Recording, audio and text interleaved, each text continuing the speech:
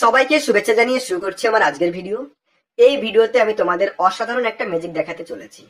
এই ম্যাজিকটা এতটাই ইন্টারেস্টিং যে 95% ছেলেমেয়েরা এর সমাধান করতে পারে না। কেবলমাত্র 5% ব্রিলিয়ান্ট ছেলেমেয়েরাই এর সমাধান করতে পারে। তুমি যদি এই ম্যাজিকটার সমাধান করতে পারো তাহলে তুমি অবশ্যই ব্রিলিয়ান্ট। আর যদি করতে না পারো কোনো ব্যাপার নেই, এই ভিডিওর শেষে আমি তোমাদের ম্যাজিকটার সমাধান দেখিয়ে দেব। তাহলে চলো আমরা দেখে নিই। দেখো, ম্যাজিকটা হচ্ছে তিন বন্ধু হচ্ছে এ, বি আর সি। এই তিন বন্ধু ঠিক করলো তারা একটা ক্রিকেট ব্যাট কিনবে।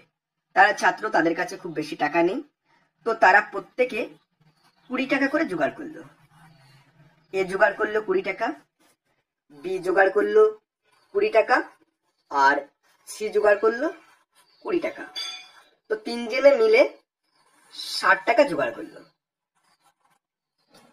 এরপরে তারা একটা ব্যাটের দোকানে গেল। আমি ধরে নিলাম এটা একটা ব্যাটের দোকান। তারা এই দোকানে গিয়ে তারা ব্যাট চয়েস করলো। এই দোকানে তখন দোকানের মালিক ছিল না, দোকানে ছিল দোকানের কর্মচারী। তো এই ব্যাটটার দাম ছিল 50 টাকা। তো যখন ছেলেগুলো এই দোকানদারের কর্মচারী ছেলেটার কাছে জিজ্ঞাসা করলো ব্যাটটার দাম কত, তখন ছেলেটা 10 টাকা বাড়িয়ে 60 টাকা দাম বললো যে ব্যাটটার দাম 60 টাকা। ও ভাবলো যে যদি 60 টাকা বিক্রি করি তাহলে 10 টাকা বেশি লাভ হবে এবং আমার মালিক তখন বেশি খুশি হবে। তো 60 টাকা বললো। তো ছেলেগুলো এই ব্যাটটা 60 টাকায় কিনে নিয়ে তারা বাড়ির দিকে রওনা হলো। তো সেই সময় দোকানের মালিক চলে এলো, এসে জিজ্ঞাসা করলো ব্যাটটা কতই বিক্রি করেছে। তো তখন দোকানের কর্মচারী ছেলেটা বললো ওটা 60 টাকায় বিক্রি করেছি। তো দোকানদার খুব অনেস্ট লোক ছিল বা ভালো দোকানদার ছিল, সে বললো তুমি কেন 60 টাকায় বিক্রি করেছো, এটা তো 50 টাকা দাম, তুমি তাড়াতাড়ি যাও ওদেরকে 10 টাকা ফেরত দিয়ে দাও। তো দোকানদারের কথা শুনে কর্মচারী তখন আবার ছেলেগুলোর দিকে যেতে শুরু করলো। তখন ছেলেগুলো অনেকটা দূর চলে গেছে। তখন ওই কর্মচারী ছেলেটা একটা রিক্সা ঠিক করে সেই রিক্সায় করে যেতে শুরু করলো। তো তাদের কাছে পৌঁছে গেল। পৌঁছে যাওয়ার পরে ওই যে রিক্সায় করে গিয়েছে সেই রিক্সায় 4 টাকা ভাড়া নিয়েছে। তো রিক্সাকে 4 টাকা দিয়ে দিল। তখন ওই ছেলেটার কাছে রয়েছে 6 টাকা। এই 6 টাকা ওই তিন বন্ধুকে ভাগ করে দিল। তো এর কাছে 2 টাকা গেল, বির কাছে 2 টাকা গেল, সির কাছে 2 টাকা গেল। অর্থাৎ তাদের প্রত্যেকের ব্যাটের জন্য খরচ হলো 18 টাকা করে। তো আমি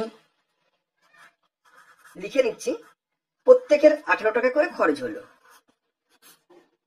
মোট 54 টাকা তাদের ব্যাটের জন্য খরচ হলো।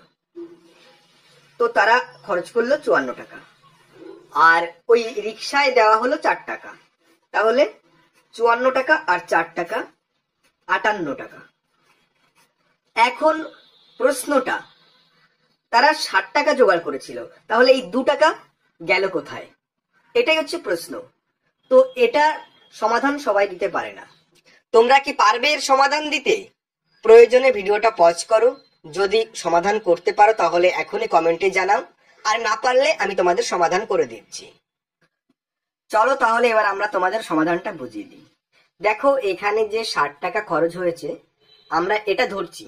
এটা ধরলে কোনোদিনও আমাদের অঙ্কের সমাধান বেরোবে না। আমরা 60 টাকা কেন ধরবো? কারণ 2 টাকা করে তো তাদের পকেটে অলরেডি চলে গেছে। অর্থাৎ তাদের 18 টাকা করে প্রত্যেকে খরচ করেছে বা 18 টাকা করে বের করেছে। তাহলে 3 18 54 টাকা তারা টোটাল ইনভেস্ট করেছে বা খরচ করেছে 54 টাকা। তাহলে দেখো, আমরা এখানে ধরবো 54 টাকা। 60 টাকা ধরলে কখনোই হিসাবে মিলবে না। 54 টাকা, তাহলে 54 টাকা কিভাবে খরচ করেছে? ব্যাটের পিছনে তারা খরচ করেছে 50 টাকা, আর রিক্সার পিছনে গেছে 4 টাকা। এই তো 54 টাকা। যদি তোমরা এই প্রশ্নটা বা এই ম্যাজিকটা কাউকে করো, তারা কিন্তু সহজেই ঘাবড়ে যাবে এবং 60 টাকার হিসাবে করতে চাইবে, যার ফলে উত্তর তারা কোনোদিনও মেলাতে পারবে না, কিন্তু 60 টাকার হিসাবে হবে না। তো এই ছিল তোমাদের বুদ্ধির ম্যাজিক। ভিডিওটি ভালো লাগলে অবশ্যই একটা লাইক করবে এবং এই ধরনের আরো ভিডিও পেতে এখনই আমার চ্যানেলটা সাবস্ক্রাইব করে পাশের বেল আইকনটি টাচ করে দাও। আর তোমরা যদি এই ধরনের ম্যাজিক আরো দেখতে চাও এখনই কমেন্ট করো। সকলে ভালো থাকবে, ধন্যবাদ।